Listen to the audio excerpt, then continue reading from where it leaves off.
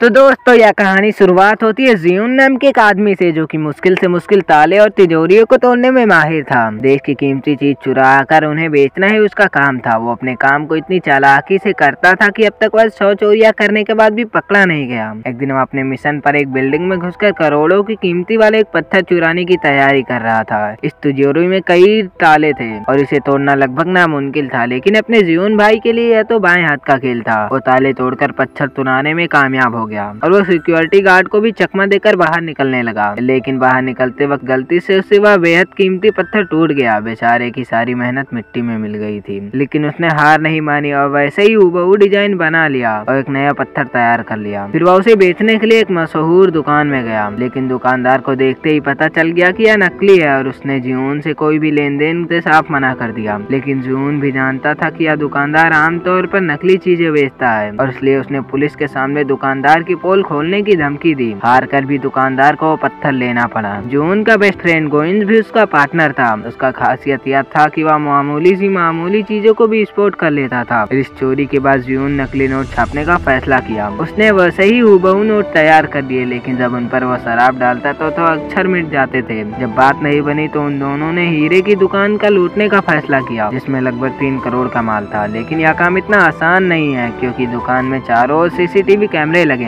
कैमरे को हैक करने के लिए उन्हें एक जबरदस्त हैकर की जरूरत है। तो इस काम में उनका हैकर होगा जियोन। के बाद में उसके बारे में अफवाह थी कि वह एक बार पैसों के लिए अपने साथियों को पुलिस के हवाले कर दिया था, लेकिन फिर भी जियोन ने उस पर भरोसा किया और उसे अपने साथ शामिल कर लिया। के बाद जियोन के दोस्त यूना नाम की एक लड़की से हुई, जो ऐसी काम चीजों में एक्सपर्ट थी। दोनों घूमने गए, जहाँ जियोन की नजर उसके गले के हार पर पड़ी। यूना के पिता ने उसे तोहफे में दिया था। इसके बाद वो दोनों एक ज्वेलरी की दुकान पर गए। उस हार की जांच करवाने गए, जहां उन्हें पता चला कि उसे हीरे की कीमत लाखों में है। उसी वक्त सबसे नजर चुरा के जियोन ने एक बैग सोफे के नीचे खिसका दी और वहां से चलाता बना। और एक दुकान पर जांच कराने गए, वहां भी उन्हें ऐसा ही नतीजा निकाला। वही दुकान में जहां जियोन चोरी करने वाला था, उसने याद रखा कि यहाँ पर कितने सीसीटीवी कैमरे लगे और कहाँ लगे हैं और कितने कमरे हैं और कितने गार्ड्स मौजूद हैं। अंत में उसने हिसाब लगाया कि चोरी को हमें 10 मिनट में अंजाम देना होगा। चोरी वाले दिन जियोन जो बैग दुकान में छोड़ गया था वो विस्फोट हो गया था, जिससे सारे सिक्योरिटी गार्ड का ध्यान भटक गया। उसी वक्त वैक्यूम्स ने सीसीटीवी कैमरे हैक कर लिए ताकि जियोन और गोइंज अंदर जा सके। उसने अलार्म सिस्टम भी बंद कर दिया था, जिससे तिजोरी को हाथ लगाने पर गार्ड को बिल्कुल पता न चले। लेकिन जितना टाइम उन्होंने सोचा था, गार्ड तो उससे पहले ही आ गए। पर गोइंज ने उनका ध्यान भटकाने के लिए गाड़ी का शीशा तोड़ दिया और उनका ध्यान भटकाया रखा। उधर जियोन तिजोरी से सारे हीरे चुरा कर फरार हो गया। बाद में तीनों ने मिलकर जमकर जश्न मनाया। अगले दिन हीरे के मालिक को चोरी की खबर मिली तो वह आग बबूला हो गया, लेकिन वो इन चोरी की काबिलियत से इम्प्रेस हो गया। अपनी कड़ी सिक्योरिटी में भी वह हीरे को साफ कर गए। जो असल में करोड़पति और बिजनेसमैन था, वो साथ में गैंगस्टर भी था। जाने कितने लोगों का खून कर दिया था। वो खुद भी एक बड़ी चोरी की तैयारी कर रहा था और इसलिए उसे ऐसे ही सख्त चोरों की तलाश थी। उसने कई किडनैपर और ताले तोड़ने वाले को टेस्ट किया, लेकिन कोई भी उसके काम का नहीं था। लेकिन अब वो समझ गया था कि जिन चोरों ने इस चोरी को अंजाम दिया वो उसके काम के बिल्कुल सही हैं। इसलिए उसने अपने सारे आदमियों को इन चोरों को ढूंढने में लगा दिया। अगले कुछ दिनों तक आदमियों ने हर दुकान में नजर रखी। जल्दी उन्होंने जियोन और उसके ठिकाने को पता लगा लिया। आदमियों ने इन तीनों से मुलाकात की और अपनी चोरी में हिस्सेदारी बनाने के लिए उन्हें 5% का कमीशन देने का वादा किया। वैसे इनके पास और चॉइस नहीं थे, क्योंकि अगर उन्होंने मना कर दिया तो जियोन के पूरे परिवार को मार डालेंगे। आखिरकार जियोन मान गया और चो ने उन्हें बताया कि 150 करोड़ का काला धन शिप के जरिए कोरिया में आने वाला है। जहां ये शिप आकर रुकेगी, वहां दुनिया का सबसे तगड़ा सिक्योरिटी सिस्टम है। के लिए चो ने फूड कूपन्स दिया, जो चाहता था कि इन फूड कूपन्स का इस्तेमाल करके इन चोरी को अंजाम दे। इसके बाद जियोन ने प्लान बनाना शुरू कर दिया, क्योंकि यह उसकी आज तक की सबसे बड़ी चोरी थी। उधर चो ने सेंक्वेंस को अलग बुलाकर उससे ज्यादा पैसे देने का वादा किया, ताकि वो जियोन और गोइंज पर नजर रख सके, क्योंकि आखिरकार कोई चोरों पर कैसे भरोसा करे तो करे कैसे। उधर पुलिस अभी भी हीरो की चोरी को ढूंढने रही थी। उन्हें सीसीटीवी फोटोज में देखा कि जियोन ने ही वो बैग दुकान में रखा था। वो उसका पता ढूंढकर जियोन के घर में घुस गए, जहाँ उन्हें उसकी अलग चोरी का सारा प्लान दिख गया। यहाँ से पुलिस को एहसास हो गया कि वो चोर से मिला हुआ है। चोरी के पिछले एक दिन जियोन को और गोइंज पोर्ट पर जाकर विस्फोट और सिक्योरिटी सिस्टम को हैक करने की डिवाइस रखा है और अपने ठिकाने पर वापस लौट गए। जियोन गोइंज से कहा कि वो चोरी को धोखे से क्यों नहीं करता और खुद सारे पैसे क्यों क्यों नहीं रख लेता। लेकिन यह बात जेन्स को इनके प्लान के बारे में पता चल गया और वो उसने जो को सारी खबर दे दी। जो को तो गुस्सा बहुत आया, लेकिन वह उससे जियोन से बाद में निपटने का फैसला किया क्योंकि अभी उसे उसकी जरूरत है। इसके बाद जियोन यूना से मिलने गया, लेकिन यूना उसे अचानक गायब होने से उसे नाराज थी। जब वो नहीं मानी तो जियोन ने बताया कि उसके पिता ही उसके गुरु थे।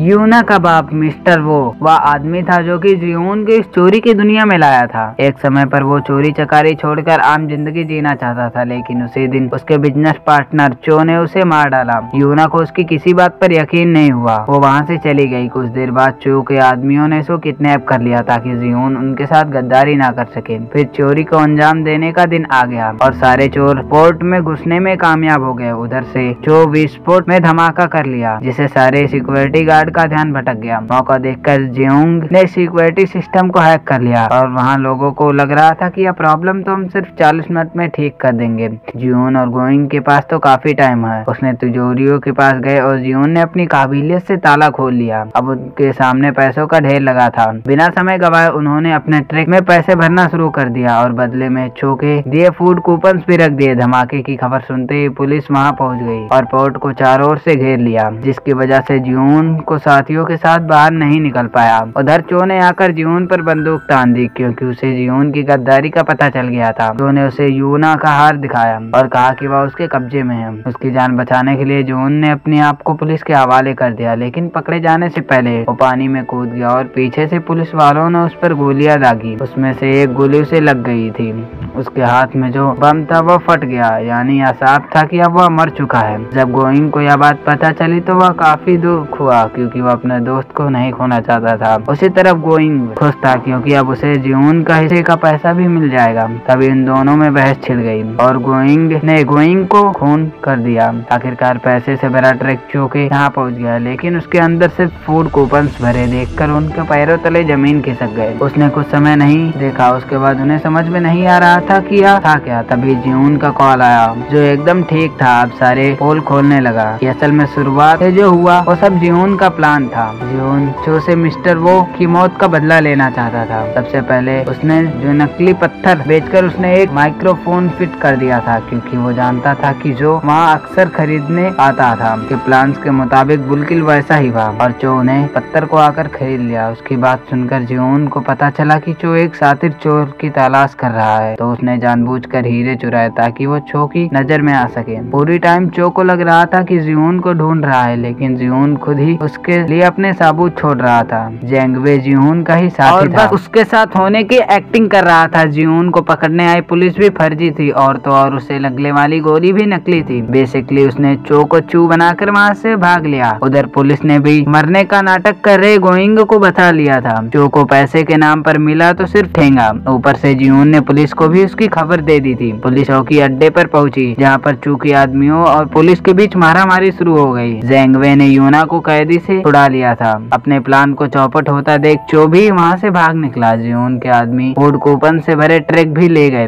हालांकि इसकी कोई खास कीमत नहीं थी, लेकिन फिर भी हमें पता चलता है कि कूपन में वही पैसे हैं जो उन्हें चुराए थे। जब वे ट्रक में पैसे भर रहे थे तो उन्होंने जियोन की नकली नोट बनाने वाली मशीन से उन फूड कूपन में बना कर प्रिंट कर लिए थे। अब जैसे ही उन पर शराब पड़ेगी वो फिर से असली नोट में बन जाएंगे। इसका मतलब पूरा टाइम पैसा तो चू की आंखों के सामने था, लेकिन वो उन्हें पहचान नहीं पाया। आखिरकार जियोन ने चू की गाड़ी को टक्कर मार दी और उन्हें पुलिस के हवाले कर दिए। इसके बाद उन्होंने अपने ठिकाने पर कूपन पर शराब छिड़ककर उन्हें पैसे में बदलना शुरू कर दिया। अपनी बड़ी चोरी की है तो जू कुछ महीनों के लिए अब अंडरग्राउंड हो गया। एक दिन जियोन अपने यूना को पैसे से भरा बैग देकर जिससे वह दुबई में एक आर्ट ज्वेलरी शुरू कर सके, जो कि उसके हमेशा से सपना था। वो दुबई पहुंचकर वहाँ से एक म्यूजियम में अपने हार दिखा। तभी अपने जियोन भैया की एक्टिंग हुई और दोनों साथ मिलकर खुशी खुशी रहने लगे। अगर वीडियो पसंद आई तो लाइक करके चैनल को